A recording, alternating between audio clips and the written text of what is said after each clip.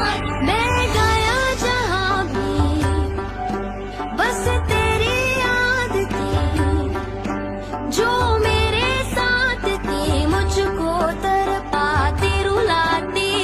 सबसे प्यारी तेरी सूरत, प्यार है बस तेरा प्यार ही। माँ तुझे सलाम, माँ तुझे